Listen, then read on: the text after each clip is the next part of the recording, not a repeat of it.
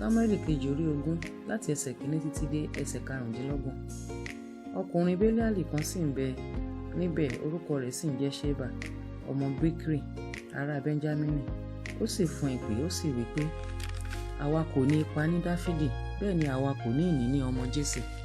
Kí olúkúlùkù ọkùnrin lọ sí àgọ́ rẹ̀, ẹ̀yin Ísírẹ́lì. Gbogbo àwọn ọkùnrin Ísírẹ́lì sì lọ kúrò lẹ́yìn Dáfídì, wọ́n sì ń tọ Ṣeba ọmọ Bikri lẹ́yìn. Ṣùgbọ́n àwọn ọkùnrin Júdà sì fi ara mọ́ ọba wọn láti odò Jọ́dánì wá títí ó fi dé Jerúsálẹ́mù. Dáfídì sì wá sí ilé rẹ̀ ní Jerúsálẹ́mù. Ọba sì mú àwọn obìnrin 10 tí í ṣe àlè rẹ̀, àwọn tí ó ti fi sílẹ̀ láti máa ṣọ́ ilé. Ó sì há wọn mọ́ ilé, ó sì ń bọ́ wọn, ṣùgbọ́n kò sì tún wọlé tọ̀ wọ́n mọ́. Á sì sé wọn mọ́ títí di ọjọ́ ikú wọn, wọ́n sì wà bí opó.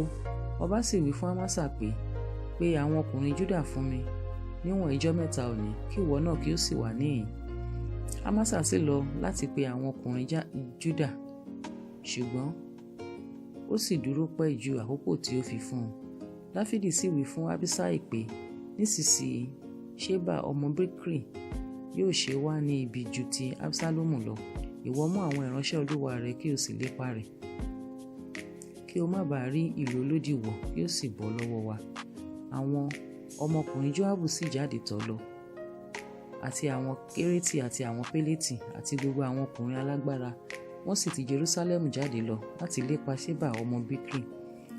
Nígbà tí wọ́n dé ibi òkúta ńlá tí ó wà ní Gibeoni, Amasa sì ṣáájú wọn. Joabu sì di àmùrè sí agbádá rẹ̀ tí ó wọ̀, ó sì ṣán idà rẹ̀ mọ́ ìdí nínú akọ rẹ̀, ó sì ti ń lọ, ó yọ jáde. Joabu sì bi Amasa léèrè pé, ara rẹ kò le bí, ìwọ arákùnrin mi? Joabu sì na ọwọ́ ọ̀tún rẹ̀ di Amasa ní ọ̀gbọ̀n mú láti fi ẹnu kò lé ẹnu, ṣùgbọ́n Amasa kò sì kíyèsí idà tí ń bẹ lé ọwọ́ Joabu. Bẹ́ẹ̀ ni òun sì fi gún un lé eegun ìhà ìkarùn-ún. Ìfun rẹ̀ sì tú dà sílẹ̀, òun kò sì tún gún un mọ́, ó sì kú. Joabu àti Abiṣai arákùnrin rẹ̀ sì lépa Ṣeba ọmọ Bikri. Ọ̀kan nínú àwọn ọ̀dọ́mọkùnrin tí ó wà lọ́dọ̀ Joabu sì dúró tì, ó sì wí pé, ta lẹni tí ó bá fẹ́ràn Joabu, ta ni ó sì ń ṣe ti Dáfídì, kí ó máa tọ Joabu lẹ́yìn. Amasa sì ń yíra nínú ẹ̀jẹ̀ láàrin ọ̀nà. Ọkùnrin náà sì rí i pé gbogbo ènìyàn sì dúró tì, ó sì gbé Amasa kúrò lójú ọ̀nà lọ sínú ìgbẹ́, ó sì fi aṣọ bò ó. Nígbà tí ó sì ti rí i pé ẹnikẹ́ni tí ó bá dé ọ̀dọ̀ rẹ̀ á dúró. Nígbà tí ó sì gbé e kúrò lé ojú ọ̀nà, gbogbo ènìyàn sì tọ Joabu lẹ́yìn láti lépa Ṣeba ọmọ Bikri. Òun kọjá nínú gbogbo ẹ̀yà Israẹli sí Abeli àti sí Betmaka àti gbogbo àwọn ará Beriti. Wọ́n sì kó ara wọn jọ, wọ́n sì tọ̀ ọ́ lẹ́yìn pẹ̀lú. Wọ́n wá, wọ́n sì dó tì í ní Abeli ti Betmaka, wọ́n sì mọ̀dí ti ìlú náà. Odi náà sì dúró ti odi ìlú náà. Gbogbo ènìyàn tí ń bẹ lọ́dọ̀ Joabu sì ń gbìyànjú láti wó ògiri náà lulẹ̀. Obìnrin ọlọ́gbọ́n kan sì kígbe sókè láti ìlú náà wá pé, fetísílẹ̀, fetísílẹ̀, èmi bẹ̀ yín, sọ fún Joabu pé, súnmọ́ ìhín yìí, èmi ó sì bá ọ sọ̀rọ̀. Nígbà tí òun sì súnmọ́ ọ̀dọ̀ rẹ̀, obìnrin náà sì wí pé, ìwọ ni Joabu bí? Òun sì dáhùn wí pé, èmi náà ni. Obìnrin náà sì wí fún un pé, gbọ́ ọ̀rọ̀ ìránṣẹ́bìnrin rẹ. Òun sì dáhùn wí pé, èmi ń gbọ́. Ó sì sọ̀rọ̀ wí pé, wọ́n ti ń wí ṣáájú pé ní ti bíbèrè, wọn ó béèrè ní Abeli, bẹ́ẹ̀ ni wọ́n sì parí ọ̀ràn náà. Èmi lé ọ̀kan nínú àwọn ẹni àlùfáà tí olóòótọ́ ní Israẹli. Ìwọ ń wá ọ̀nà láti pa ìlú kan run tí ó jẹ ìyà ní Israẹli. Èṣe tí ìwọ ò fi gbé ìní Olúwa mi?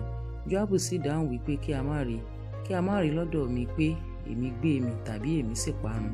Ọ̀ràn náà kò rí bẹ́ẹ̀, ṣùgbọ́n ọkùnrin kan láti òkè Efraimu tí orúkọ rẹ̀ ń jẹ́ Ṣeba ọmọ Bikri ni ó gbé ọwọ́ rẹ̀ sókè sí ọba, àní sí Dáfídì, bí òun nìkan ṣo lé wa lọ́wọ́.